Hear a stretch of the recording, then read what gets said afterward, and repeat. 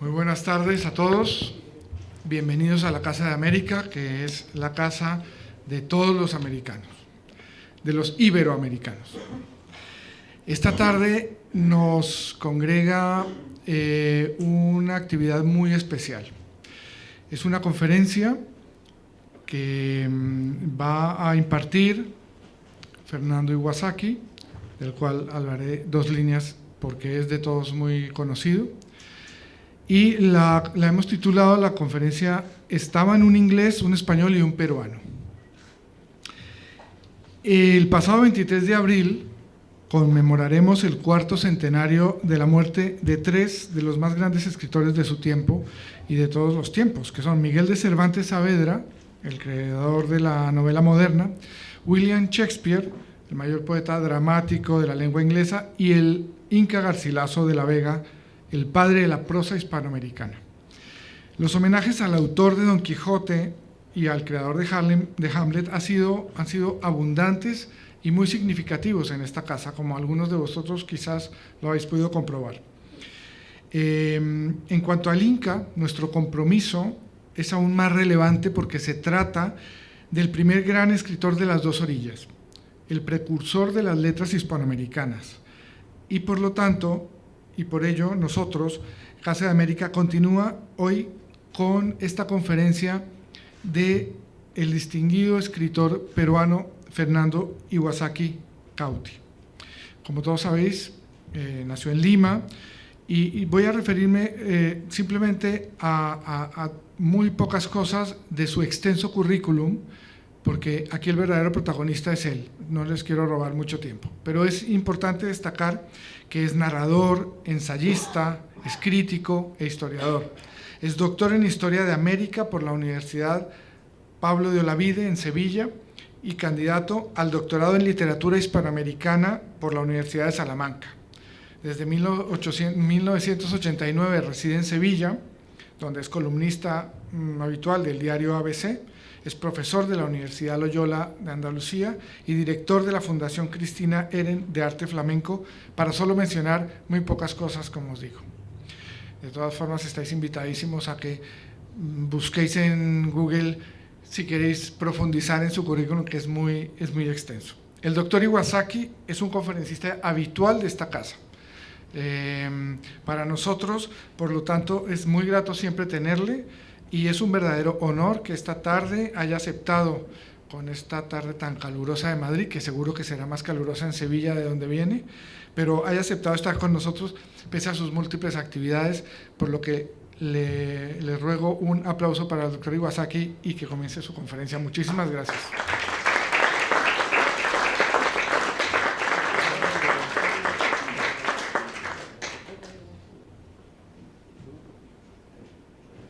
Buenas tardes,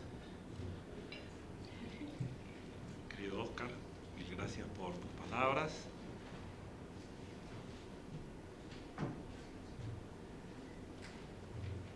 Señores embajadores presentes, quisiera dar las gracias a Casa de América por la invitación a poder desarrollar un tema que me parece que es un tema muy atractivo, muy estimulante. Yo me he sentido francamente fascinado y feliz mientras preparaba el texto que voy a compartir con ustedes. No voy a leer, voy a exponerlo de viva voz porque me parece que sería mucho más dinámico.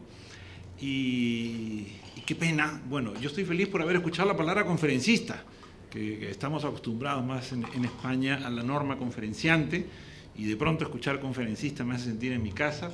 Ya si pudiéramos venir en Guayabera sería total, porque es una cosa que yo creo que debo reconocer que en el mundo caribeño lo han arreglado mejor, y aquí todavía tenemos que luchar para que nos acepten en la etiqueta y en el protocolo las guayaberas. Me gustaría explicar un poco el porqué del tema que nos convoca hoy, y al mismo tiempo tratar de situar lo que ha sido la elaboración de esta investigación. Creo que es extraordinario que me hayan permitido presentar una hipótesis, porque quisiera ser muy honesto con ustedes. Me planteé el tema como la posibilidad de esbozar una serie de ideas que sería fantástico poder desarrollar, por ejemplo, en una asignatura cuatrimestral en la universidad. Siento que este es uno de esos asuntos en los cuales desde la literatura, desde la filología, desde la historia, se puede trabajar un tema y unos personajes que habitualmente se enfocan y se trabajan por separado. Y yo creo que esto es muy importante. Hasta el día de hoy, cuando alguien estudia el Inca Garcilaso, que es una figura de las letras hispanoamericanas, pues no tiene por qué entrar forzosamente en el mundo europeo. Y a veces hemos cometido el error, tanto los peruanos como los americanistas de todo el mundo, de efectivamente sucumbir a la tentación de no salir del ámbito americano y tratar de analizar al Inca Garcilaso como una figura exenta de toda la cultura universal. Al mismo tiempo, cuando hemos tratado Cervantes o cuando se trata Cervantes desde el ámbito académico, preferimos situarlo en el siglo de oro y no hacerlo dialogar con otros autores de otras tradiciones y mucho menos de otras lenguas. Y ya, ¿qué les voy a decir de Shakespeare? Entonces, tener la posibilidad, como surgió hace unos meses, de poder utilizar esta palestra de Casa de América para, con la figura del Inca, que es americano, poder hablar de algo que nos concierne a todos, como lectores, como estudiosos, como simples interesados en la literatura y en la cultura, me parece pues que es algo que debo agradecer, Oscar, y que lo hago extensivo a todo el equipo, Ana María, de Casa de América. Pero quiero decirle lo que no voy a hacer. No pretendo especular sobre posibles o hipotéticos encuentros entre el Inca Garcilaso, Shakespeare o Cervantes, ni los tres, ni de dos en dos, ni nada por el estilo, porque es algo que no se puede probar y nos moveríamos en el ámbito de la ficción. Si se hubieran encontrado, debería estar documentado, y si no está documentado, pues no podemos sostenerlo y estamos perdiendo el tiempo. Tampoco podemos ni siquiera demostrar de una forma rotunda que se hubieran leído mutuamente.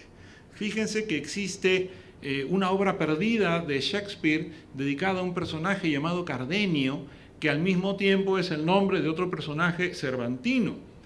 Pero como es una obra perdida, tampoco podemos decir este Cardenio de Shakespeare sale del Cardenio de Cervantes. Especulamos mucho al respecto, pero no lo podemos demostrar.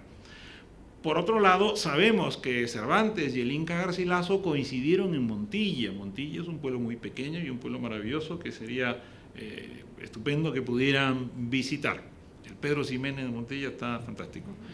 Pero la verdad es que no hay evidencias del encuentro de Cervantes y del Inca Garcilaso en Montilla. Sabemos que el Inca Garcilaso tradujo los diálogos de amor de León el Hebreo y que Cervantes leyó los diálogos de amor de León el Hebreo, pero pudo haberlos leído en italiano, en la versión original, porque Cervantes leía el italiano.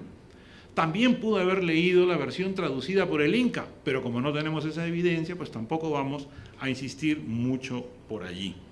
Por lo tanto, ¿qué me propongo hacer? Lo que me propongo hacer es sugerir una hipótesis donde, a través de posibles lecturas comunes, a través de las corrientes de pensamiento de la época, y de los autores que pudieron influir en los tres personajes que nos convocan, pues tratar, sí, de hacer un ejercicio a caballo entre lo que podríamos llamar la literatura comparada y la historia de la cultura.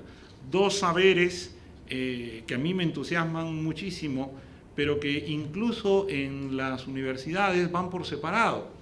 Si yo estoy en una facultad de historia, en muy pocas ocasiones podría hacer literatura comparada y viceversa. Entonces, quiero decirles que yo he disfrutado muchísimo pergeñando estos apuntes que voy a compartir con ustedes y que me lo planteo como una hipótesis que me encantaría poder desarrollar algún día en una asignatura en la universidad o, por qué no, en un ensayo. Y voy a comenzar planteándoles el contexto histórico sobre el cual vamos a hablar. Cervantes, Shakespeare y el Inca vivieron en el tránsito del siglo XVI al XVII. Tengo que controlar la hora, siempre me dicen que hablo mucho, así que voy a estar pendiente de todo esto.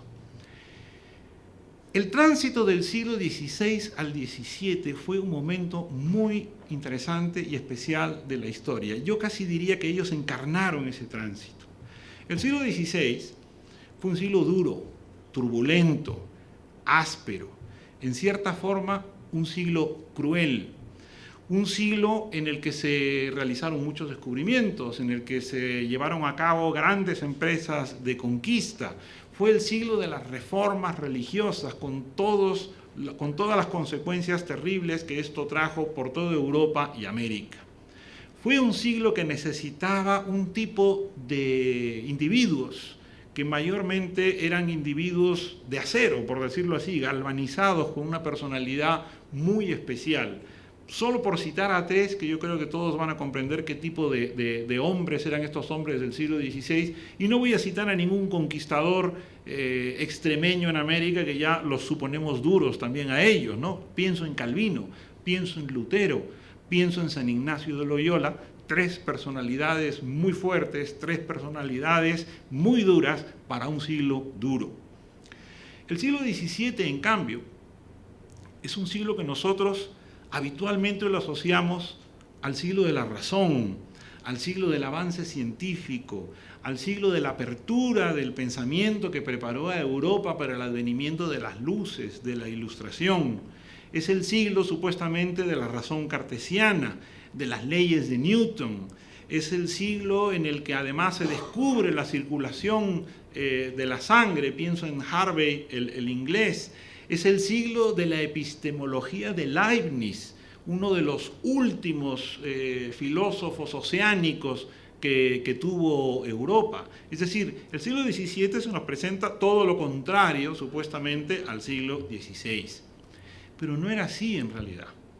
El tránsito del siglo XVI al siglo XVII fue un interregno más bien tenebroso, donde todas estas aperturas, todos estos esfuerzos por ser racionales estaban más bien situados en el norte de Europa o en el área protestante de Europa, pero España, por ejemplo, o Italia no se beneficiaron de ese efecto bienhechor de la razón, ni de los descubrimientos, ni del avance de la ciencia. Todo lo contrario. Lo que ocurre en la España del Barroco, lo que ocurre en el mundo católico mediterráneo, es más bien la contrarreforma, lo que significó que todos estos avances, todas estas aperturas, todas estas posibilidades se postergaran un siglo.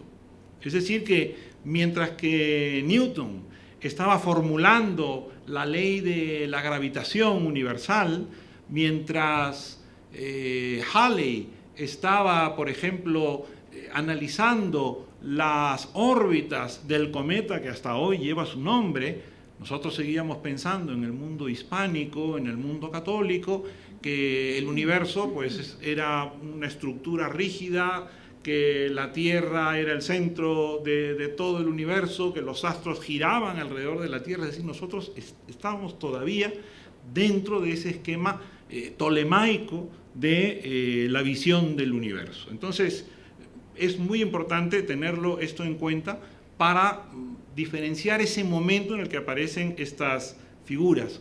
Lucien Febvre, que fue un gran historiador, uno de los fundadores de la École des Annales, de la Escuela de los Anales francesa, él tiene un libro que se titula El problema de la incredulidad en el siglo XVI, un libro que salió en el año 59. Un libro donde precisamente él analiza todo esto que estoy señalando, cómo era la personalidad de los hombres del siglo XVI y cómo era muy difícil poder establecer una relación entre los hombres del XVII y los hombres del XVI. ¿Cómo es posible que los hombres del XVII fueran tan crédulos, fueran tan dogmáticos, fueran tan cerriles, mientras que los hombres del siglo XVI salieron a conquistar el planeta, salieron a descubrir, salieron a cartografiar el mundo y al mismo tiempo fueron personas que dudaron, fueron personas que pusieron incluso en cuestión los grandes dogmas de la fe. Y conste que Febvre no nos habla para esto ni de Lutero, ni de Zwinglio, ni de Calvino, nos habla del Rabelais, porque Rabelais pensaba que todos estos hombres que lo rodeaban, que eran tan crédulos, que eran tan cerriles y tan dogmáticos, eran unos pobres hombres ignorantes. Entonces ese Rabelais es el paradigma de la incredulidad posible del siglo XVI. Por lo tanto, ese racionalismo del que más o menos nosotros imaginamos que es el siglo XVII, no era el racionalismo que existía en España o en Inglaterra o en Francia en el tránsito del XVI al XVII, cuando vivieron los personajes de los que vamos a hablar, mucho menos en el área católica. Los tres autores que nos reúnen fallecieron además, fíjense, con una diferencia de días en la primavera de 1616. Por lo tanto, casi más de la mitad de sus respectivas vidas transcurrieron en el siglo XVI. El Inca murió con 77 años, era el mayor.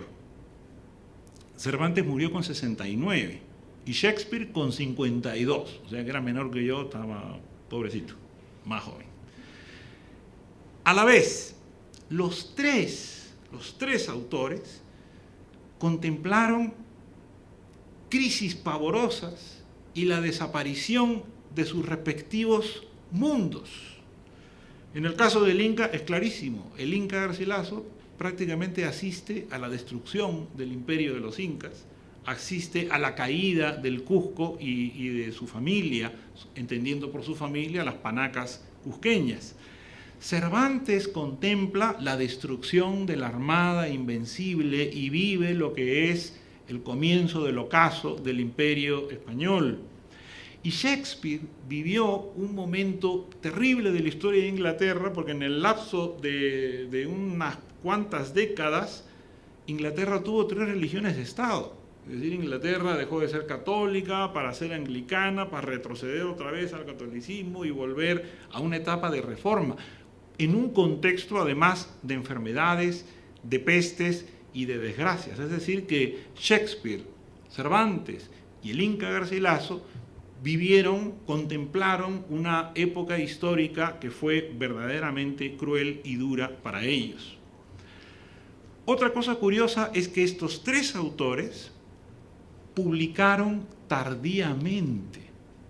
Fíjense que mueren en 1616, pero el Inca recién publica en 1605. En 1605 aparece La Florida. En 1609 se publican los Comentarios Reales y ya todo lo que salió después fue póstumo. Cervantes, el Quijote lo publica en 1605, las novelas ejemplares en 1613 y la segunda parte del Quijote en 1615. Otras cosas de Cervantes se publicaron después de su muerte. Sobrecoge un poco imaginarse a ese Cervantes fechando el prólogo de Persiles prácticamente 3 días antes de morir. En la primera línea de su prólogo dice: hoy me han dado la extrema unción. O sea, comenzar así el prólogo de un libro es verdaderamente algo terrible. Es decir, que nuestros 3 autores se sitúan en estas coordenadas. Por lo tanto, yo, ¿cómo me imagino a Shakespeare, a Cervantes, al Inca, durante esos años, llamémosle, de invisibilidad literaria, durante la mayor parte de sus vidas? Me los imagino de esta manera, fíjense, los historiadores no estamos haciendo la historia, los historiadores estamos investigando. Y los literatos no están haciendo la literatura, están leyéndola, que creo que esto es importantísimo. Yo me imagino a Cervantes, a Shakespeare y al Inca leyendo. O sea que estaban un inglés, un español y un peruano leyendo.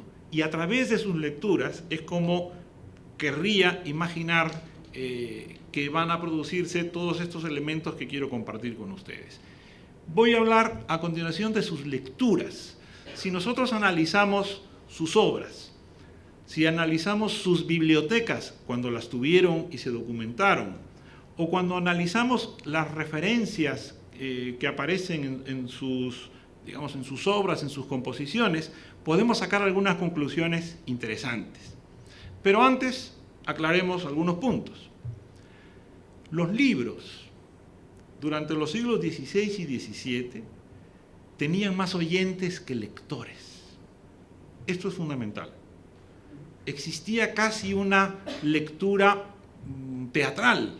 Se reunía la gente, como podemos estar ahora, para que alguien leyera en alta voz una obra de teatro, para que leyera un libro de devociones, para que leyera, por ejemplo, una novela pastoril. Es decir, que los libros tenían oyentes mucho más que lectores.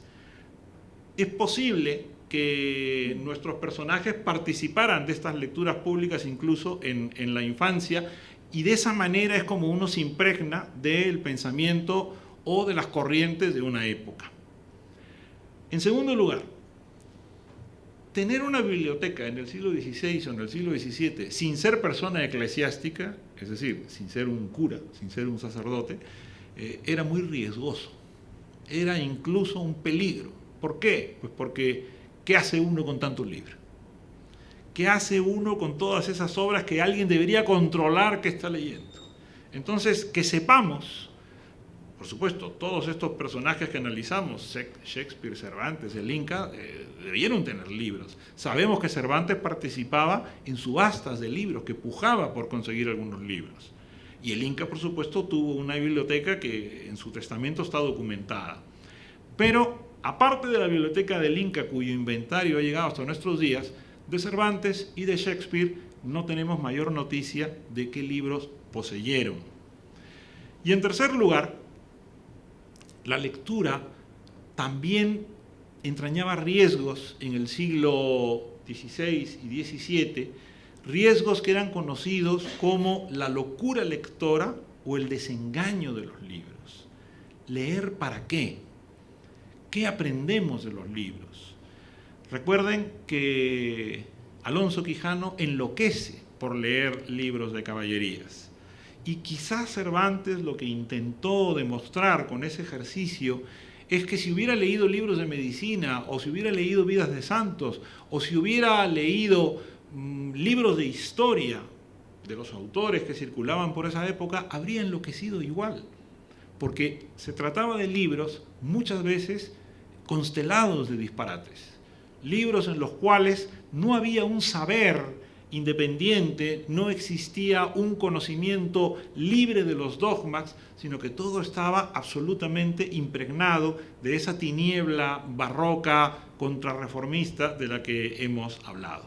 Pero a pesar de eso, vamos a tratar de señalar al menos algunos puntos en común de lecturas. Y comienzo con los autores clásicos. Nuestros tres autores fueron lectores de clásicos. Digo más, fueron traductores. Esto es importantísimo para situarse en una época en la que el conocimiento del latín y sobre todo el esfuerzo por comprender otra lengua romance, en el caso de los hispanohablantes o los portugueses o los italianos o los franceses, es algo que, créanme, se ha perdido. Yo siento que hoy en día somos mucho más perezosos a la hora de tratar de entender a un italiano hablante, un francófono, un portugués. Nos hemos vuelto muy cerriles en ese aspecto. El Quijote está, sobre todo en la segunda parte, lleno de ejemplos en los cuales, por ejemplo, el Quijote y Sancho son atrapados por unos bandoleros catalanes, Roque y Guinart, y conversan. Y Roque y Guinart les habla en catalán y Sancho les responde en castellano. Luego se entendían. Y además Cervantes pone las palabras, los lladres, los pedralbes y todas las voces en catalán, lengua gascona, dice, en las cuales se expresaban estos bandoleros y como Sancho le responde.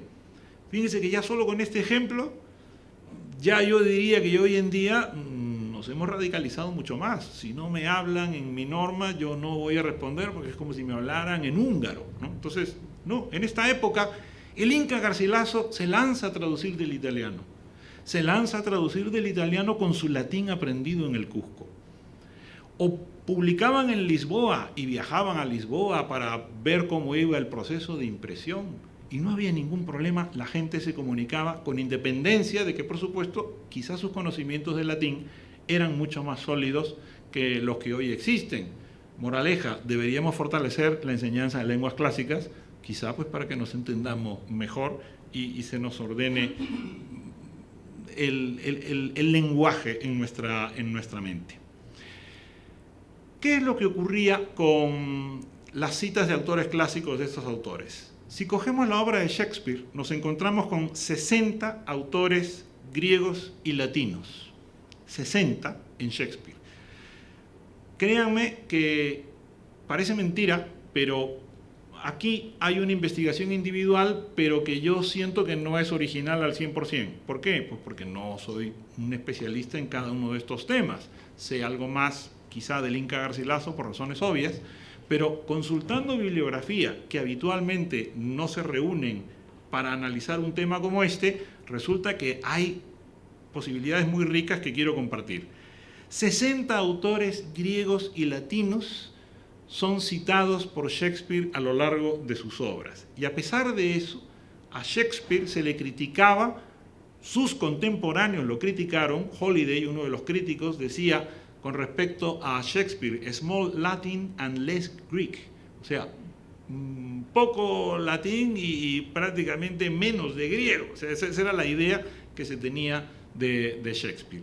Pero ¿qué pasa con Cervantes? En Cervantes aparecen 30 autores griegos y latinos, la mitad que Shakespeare. Y con el Inca, 20. Es más, en el caso del Inca, hasta podemos documentar de qué autores clásicos estamos hablando, porque los localizamos no solamente en su obra, sino en su biblioteca. Y si cruzamos las listas de clásicos, los 60 nombres en Shakespeare, los 30 de Cervantes y los 20 del Inca, pues las coincidencias más fuertes se dan en Ovidio, en Cicerón es importantísimo, en Julio César, en Plutarco, en Séneca, en Virgilio, en Platón, en Horacio y en Homero. O sea que abundancia de latinos, griegos, muy pocos. Pero hay algo que yo quiero compartir con ustedes, porque esto sí me conmovió tropezarme con esto. Y esto es lo que yo entiendo que es lo que nos enseña la literatura comparada.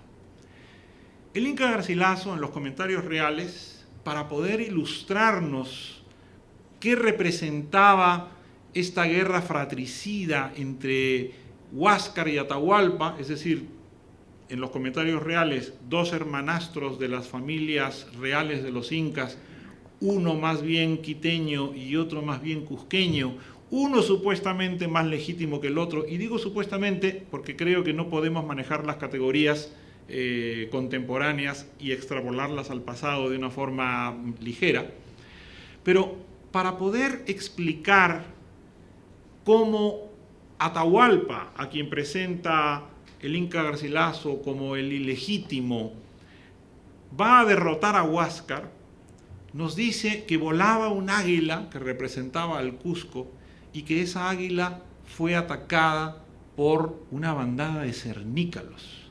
Y los cernícalos serían unas aves más viles, unas aves más innobles que acaban con el águila. Bueno, durante años yo había pensado, claro, esto es un episodio de una leyenda andina, seguramente está relacionado con los mitos antiguos. No, eso es Esquilo, eso es los persas, porque cuando se van también a enfrentar los ejércitos de Persia con los ejércitos griegos, nos dice Esquilo que volaba un águila que representaba a Grecia y de pronto aparece un halcón que es más pequeño, que es más débil, que además lo ataca a traición, y ese halcón acaba con el águila. Y en ese momento eso se convierte en un presagio, en un augurio de que va a caer Grecia. Ustedes dirán, pues interesante, el Inca Garcilaso a lo mejor pues leyó Esquilo y lo aplicó a los comentarios reales, pero es que lo que yo siento que ya es conmovedor es que esto aparece en Macbeth. Shakespeare también en Macbeth nos dice que hay un halcón que está volando y es atacado por una lechuza. Ya más vil que una lechuza supuestamente no puede haber, ¿no? Y seguramente de día, peor. Entonces, la lechuza ataca al halcón y lo mata.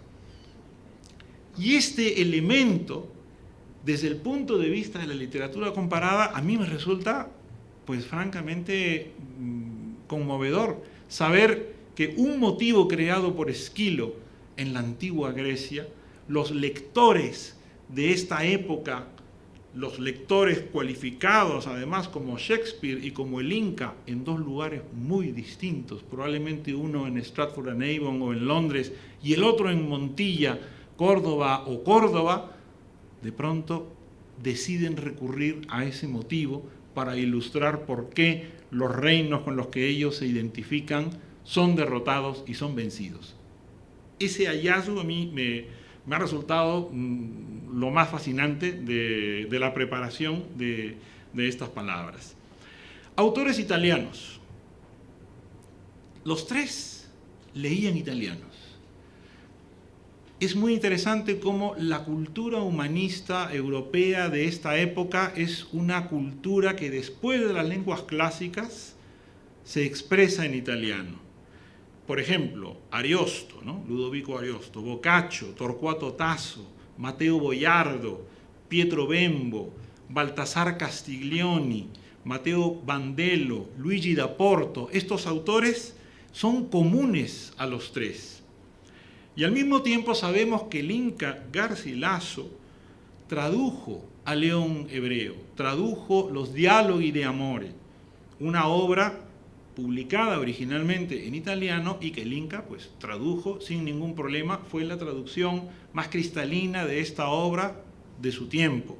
Por eso es que algunos especulan que cuando Cervantes cita los Diálogos de Amor de León el Hebreo, probablemente citaba la traducción del Inca. Sabemos que Cervantes vivió en Italia y sabemos que Shakespeare vivía fascinado por la cultura italiana, como lo demuestran, pues que muchas de sus obras están ambientadas en Italia. Romeo y Julieta, por ejemplo, pues son dos jóvenes italianos. Otro tema en el cual coinciden los tres es lo que podríamos llamar la medicina galénica, sobre la que no me voy a extender demasiado para no atormentarlo, porque esto es terrible.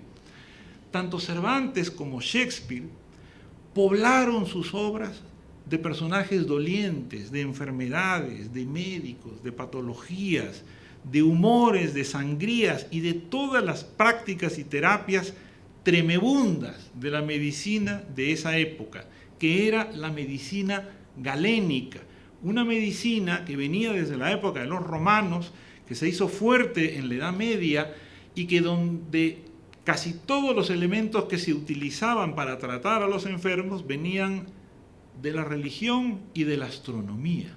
Ni siquiera la astronomía, la astrología, que ya era algo todavía de rango muchísimo más inferior. Entonces, caer en manos de estos matasanos era algo terrible, porque la forma como a uno lo curaban era prácticamente a través de infligir unos daños todavía mayores. Por ejemplo, la mayoría de libros de esta época, el libro de Cirugía Universal de Juan Fragoso, que Cervantes lo cita mucho en el Quijote, pues para quitarte un dolor lumbar, que probablemente sería una hernia de disco, una cosa por el estilo, te metían un hierro candente por la oreja. O sea que no solamente no te curaban la espalda, sino que te dejaban sordo, ¿no? Entonces, esa era la manera como se enfrentaban a las terapias los médicos de esa época. Y ya no entro en detalles de las amputaciones y cosas por el estilo, porque ¿para qué? Bueno, de aquí nos vamos todos a descansar. Pero sí que es interesante tener en cuenta que esta medicina galénica, que era una medicina que supuestamente se inspiraba en los humores del cuerpo, estos humores que dependían también de los astros, que dependían del calor y la humedad, de la sequedad, de la sangre, de la cólera y de todas estas cosas, el Inca Garcilaso, ¿cómo los interpreta?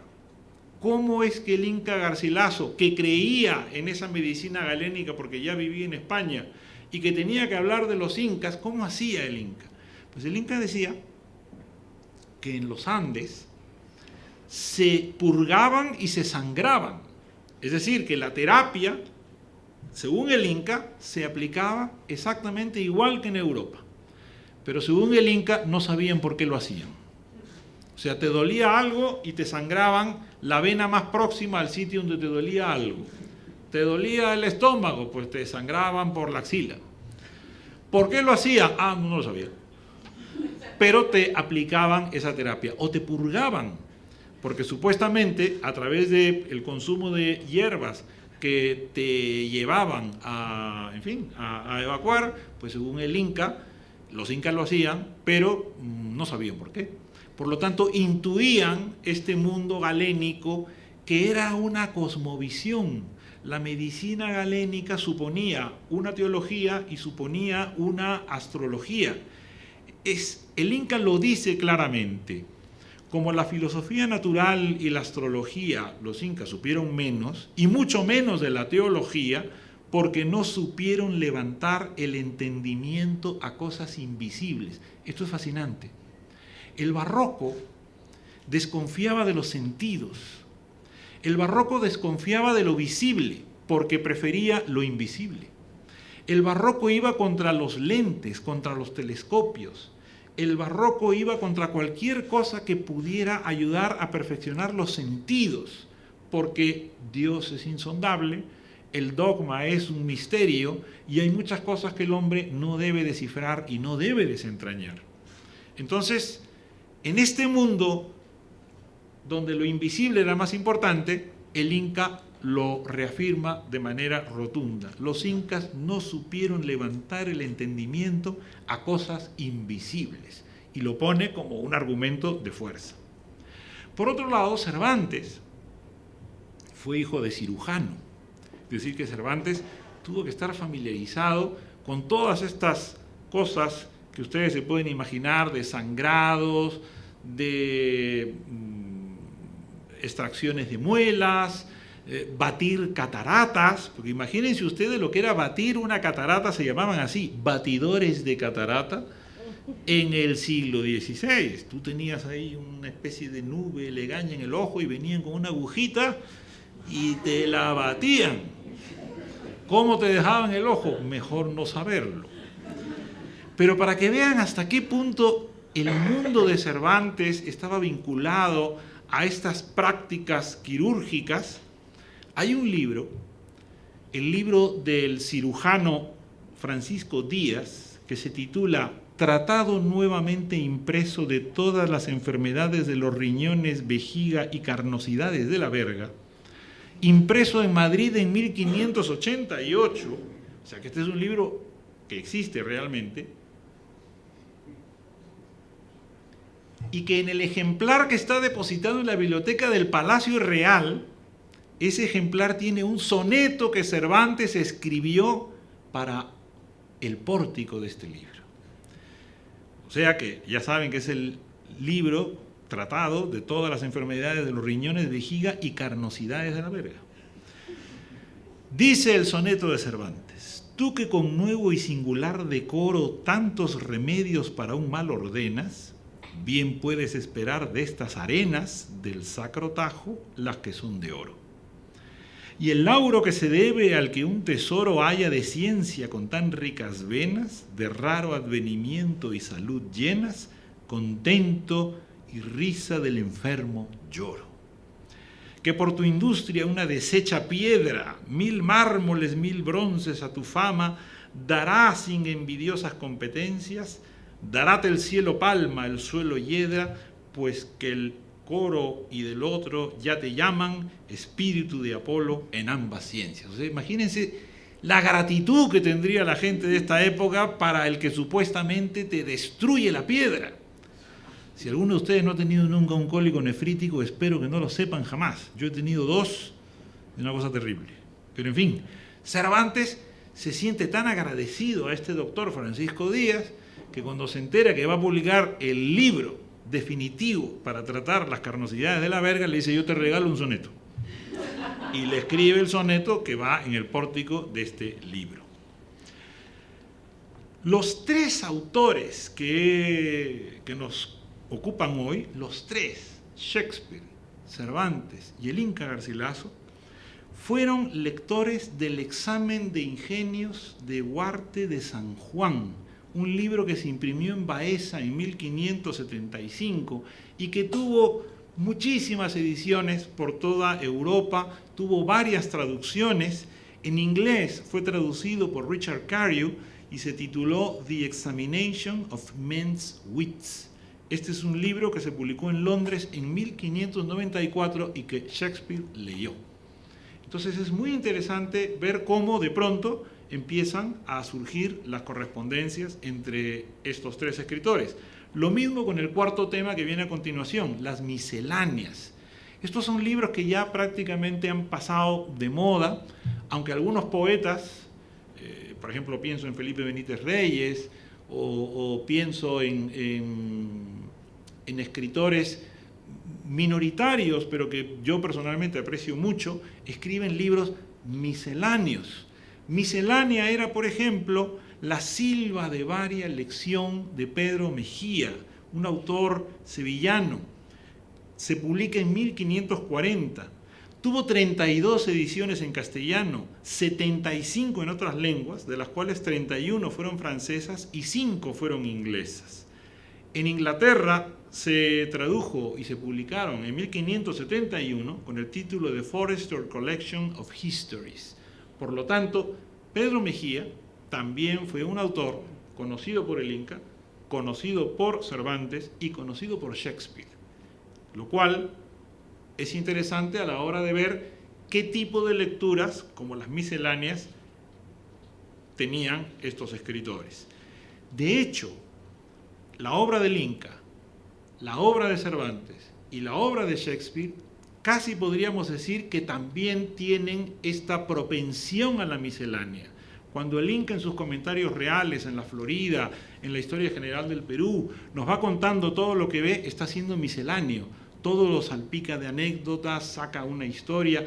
Hay historias del Inca que yo las atesoro porque son verdaderamente enternecedoras. Por ejemplo, el Inca está hablando de cómo es el camino del Cusco al Perú, del Cusco a Lima, y de pronto dice: conocí a un hombre que hizo el camino del Cusco a Lima con un cachorro de mastín en brazos.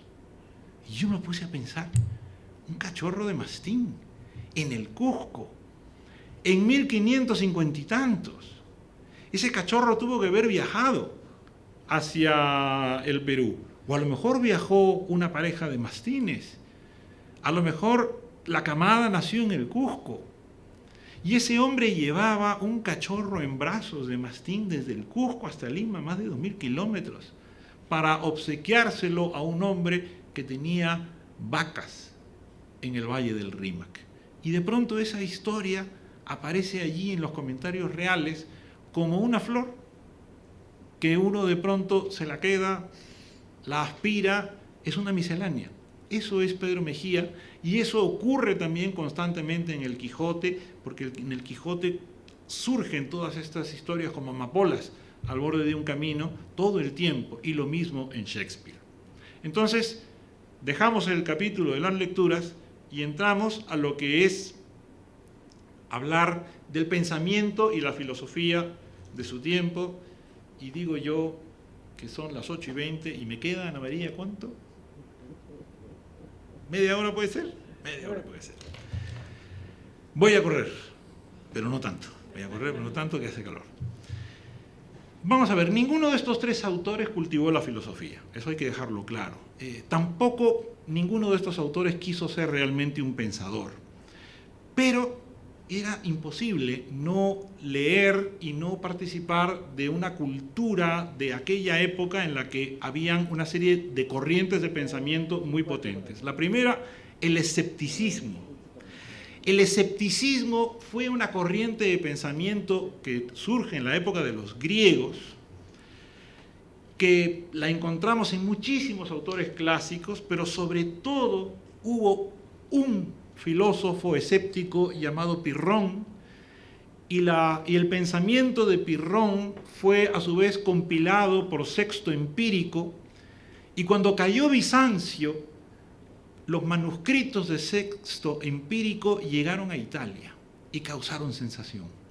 Los italianos los tradujeron, Sexto Empírico fue traducido en 1562 al italiano y al francés en 1569, y fue un autor de culto. Montaigne, que es un autor al que vamos a llegar dentro de un momento, dedica uno de sus ensayos a un teólogo catalán, se llama Apología de Raimundo Sabonde. Este ensayo, que se debió escribir a mediados de la década de 1570, se publica de forma autónoma, circula por toda Europa.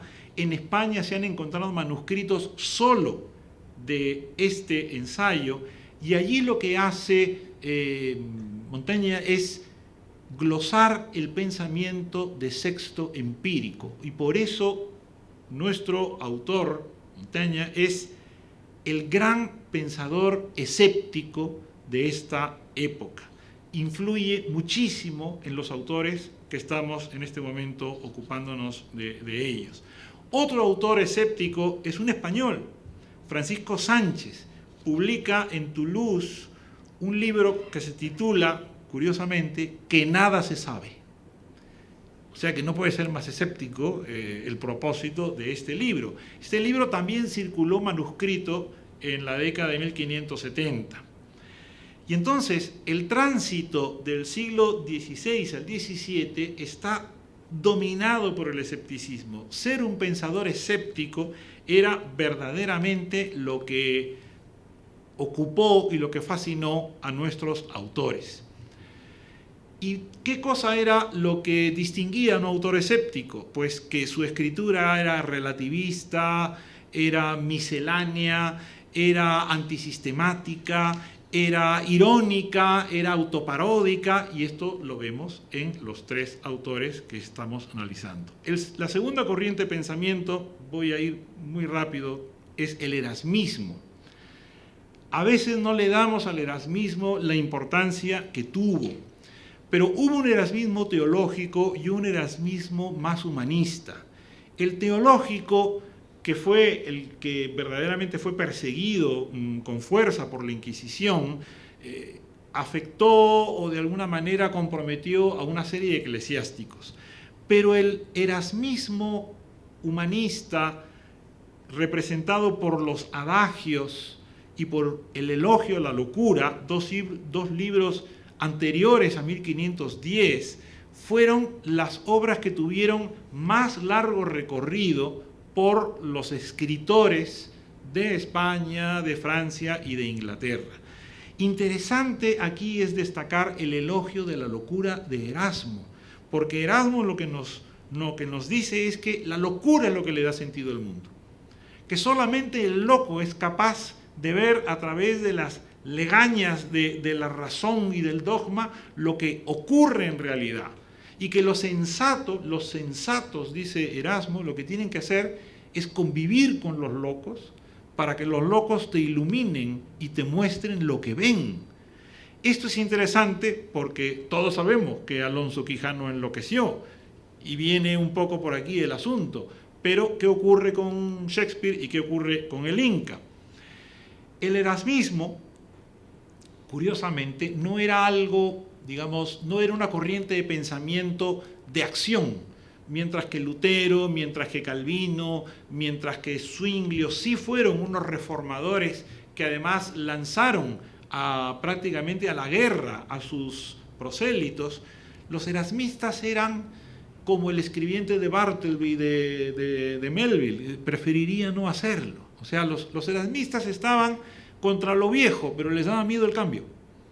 Los erasmistas querían cambiarlo todo, pero mejor que lo haga otro. Entonces, esta manera de ser de los erasmistas, de quiero y no puedo, era muy literaria, era casi una actitud de los humanistas de esa época. La tercera corriente de pensamiento, la última, que interesa aquí, es el neoplatonismo.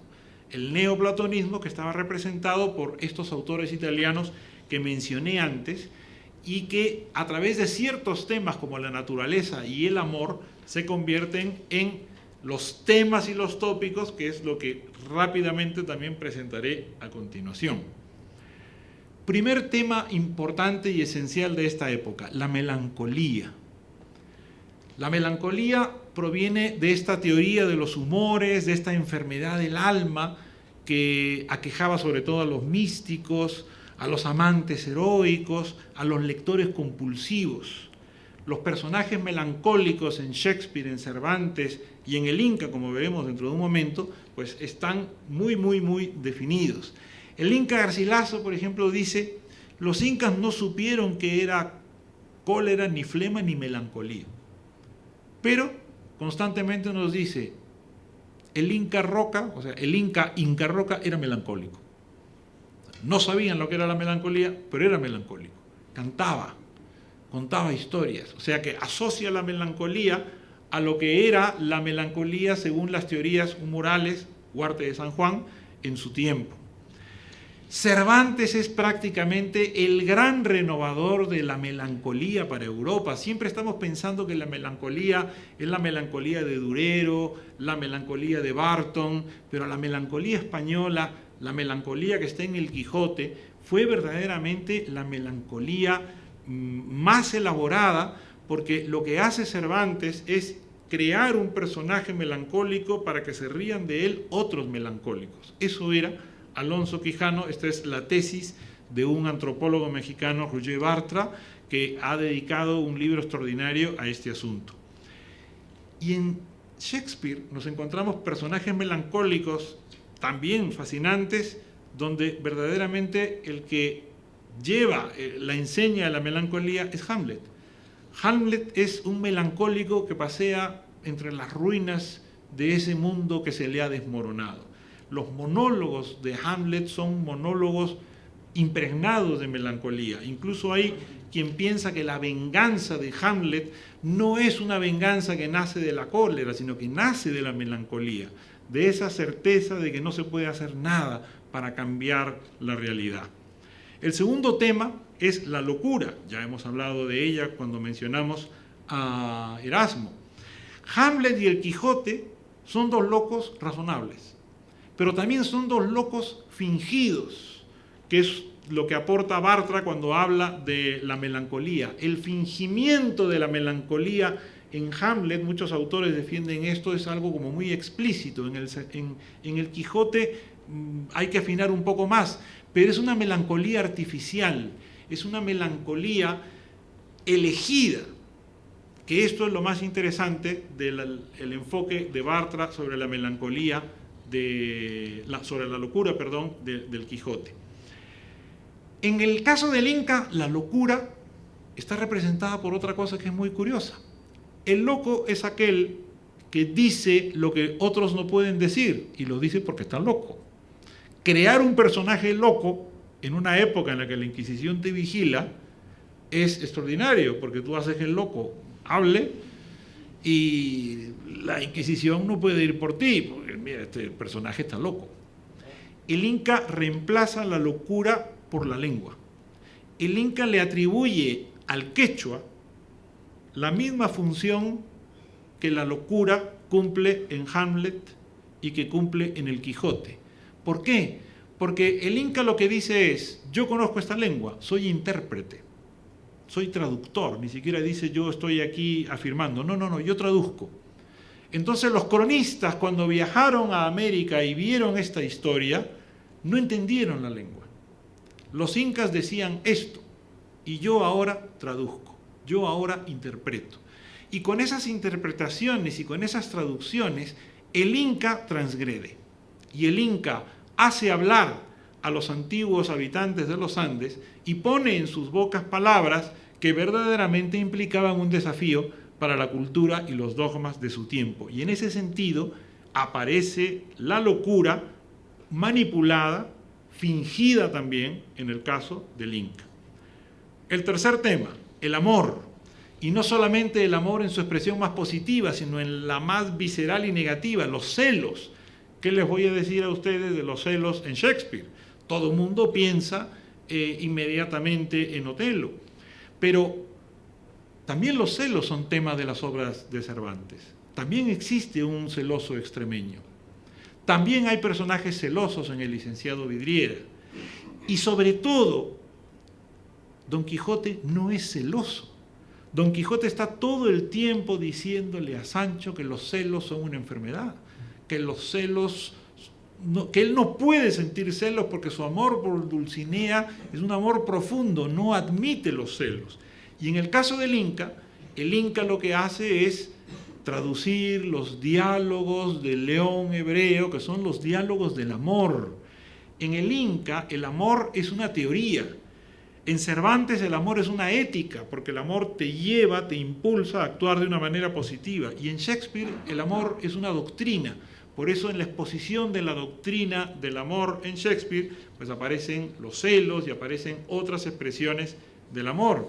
Probablemente todo el mundo está siempre pensando que las obras de Shakespeare enfocan el amor pues de una manera universal y extraordinaria, pero yo invitaría a que busquen también en Cervantes y en el Inca estas contraseñas del tema del amor a la luz del humanismo. Entonces, ya llego prácticamente al tema final donde quería arribar. Tenemos que nuestros autores han compartido lecturas muy diversas. Tenemos que nuestros autores no necesariamente poseyeron bibliotecas. Al mismo tiempo, hay corrientes de pensamiento que dominan muchos de sus libros, y luego hay temas que aparecen de una forma manifiesta a lo largo de sus obras. Me pregunto, ¿habrá algún autor que tenga todos estos elementos y que podamos demostrar que lo leyeron y que por lo tanto podría haber sido verdaderamente el nexo entre los tres? Pues ese autor es Michel de Montaigne, el creador de los ensayos.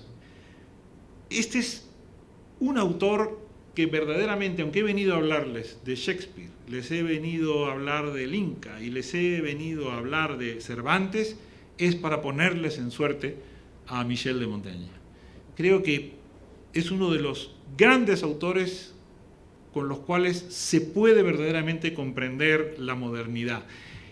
Montaigne compendia todos los temas que hemos enumerado, todas las lecturas, todos los autores, todas las corrientes de pensamiento, todo está en los ensayos. Además, no se puede ser más escéptico, titular un libro ensayos. Los ensayos, además no existía prácticamente esa palabra, no existía ni siquiera el género. Cuando se traduce Montaigne, por ejemplo, al español, las primeras traducciones llevan como título discursos. ¿Por qué? Pues porque lo de ensayo era algo que sorprendía, y sin embargo era un libro fascinante porque estaban totalmente perfumados estos ensayos de autores de distintas épocas, autores que provenían del mundo clásico, autores de la Edad Media, autores que perfectamente podían, en ese ambiente en el cual se leía en voz alta, haber proporcionado información y conocimiento no solamente a estos tres, sino a muchos más. Esto es algo que consiguen muy pocos autores. Quiero poner ejemplos. Voltaire. Voltaire fue un autor que perfumó toda una época.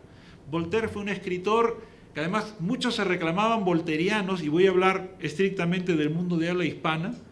¿Cuántos intelectuales de América y de España se llamaban a sí mismos volterianos en el siglo XVIII? Y Voltaire no se tradujo hasta el siglo XIX. ¿Lo leían en francés? No lo sé. Yo estoy seguro que la mitad de los ilustrados peruanos que se reclamaban volterianos no tenían acceso a las obras de Voltaire en castellano de ninguna manera. El abate Marchena, que tradujo muchísimas, las tradujo ya entrado el siglo XIX. Es decir, que Voltaire fue un autor mucho más citado que leído.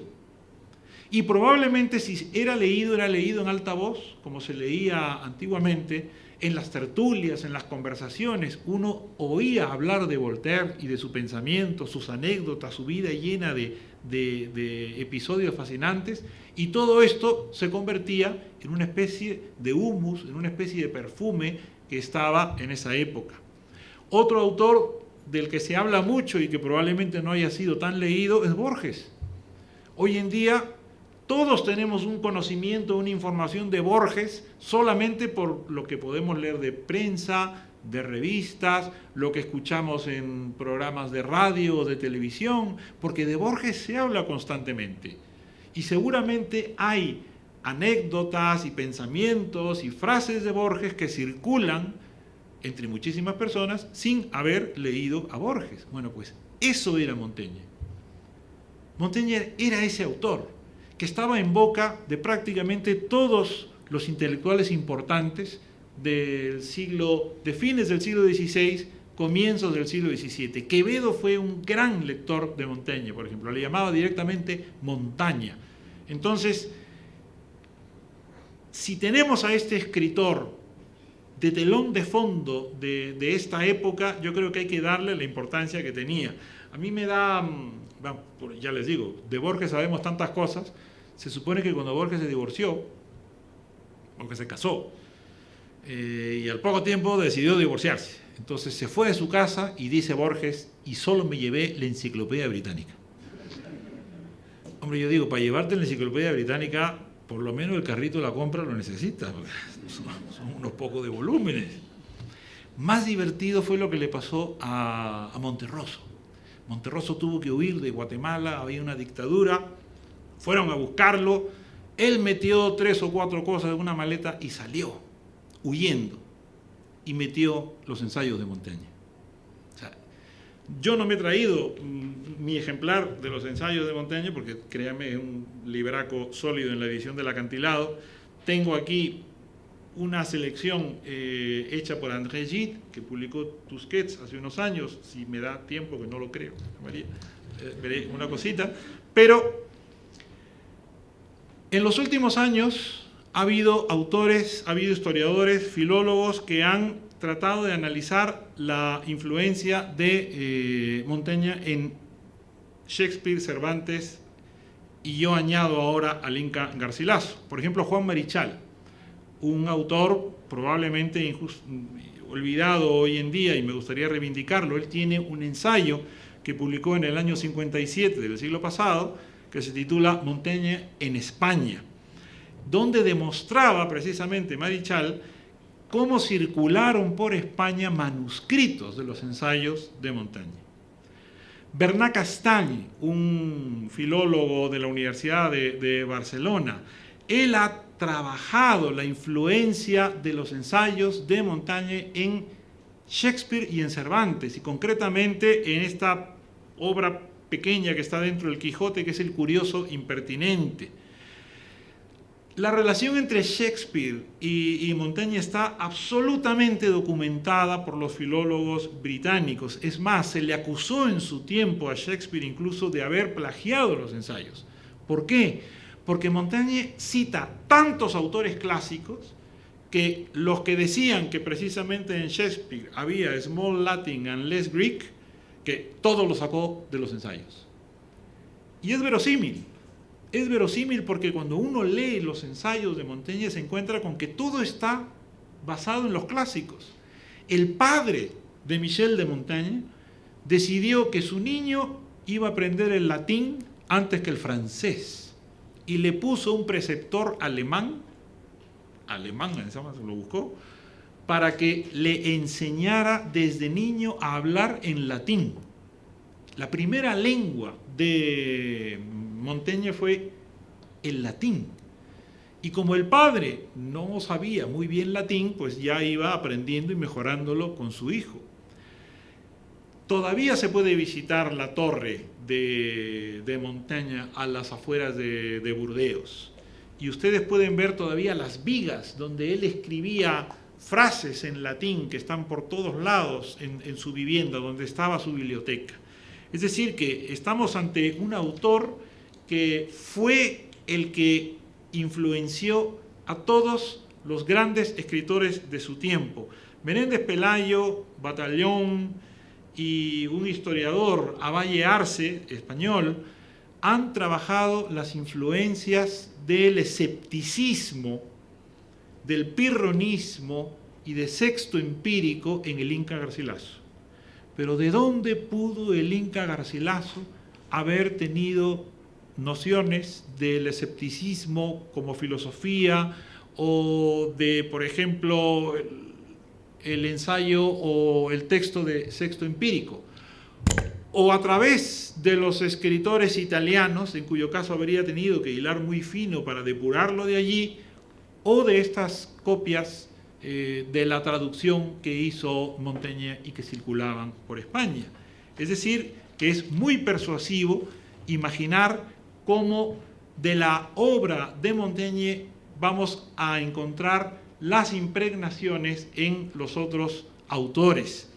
Hay temas de las obras de Shakespeare, por ejemplo, de La Tempestad o de Macbeth o de Hamlet, que están claramente expresados en los ensayos.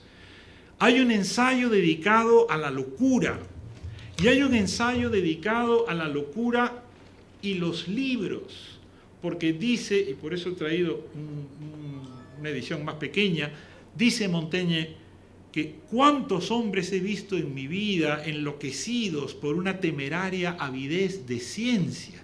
Es decir, un Alonso Quijano que lee y enloquece, solamente esa idea para alguien que escribe, para un escritor que atrapa las ideas y los temas y los convierte en personajes, es que es una línea o varias líneas de los ensayos de Montaigne. Entonces, sabemos que fue un autor que sobre todo fue lector, que fue un lector fascinado, que fue un lector fascinante. Su biblioteca era fastuosa. Dejó una serie de ensayos hablando de América, leía Crónicas de Indias, leía López de Gómara, que es el cronista que el Inca Garcilaso utiliza siempre como referencia. Es decir, prácticamente no hay un autor, aparte de los clásicos, aparte de Huarte San Juan, aparte todo esto que he mencionado, que están en la atmósfera que rodea a Shakespeare, a Cervantes y al Inca, todo se resume en Montaigne. Si tuvieron la posibilidad de nutrirse de alguien que a su vez les ofreciera la posibilidad de todos estos saberes, ese autor, ese escritor, ese humanista, ese era Michel de Montaigne. O sea que en una época dogmática en donde prácticamente uno no tenía más remedio que aferrarse a las certezas de la fe, en una época terrible donde era muy difícil alejarse de la ortodoxia, en ese tránsito del siglo XVI al XVII, a mí me gustaría simplemente terminar diciendo que estaban un español, un inglés y un peruano, probablemente, ojalá, leyendo a Michel de Montaigne. Muchísimas gracias.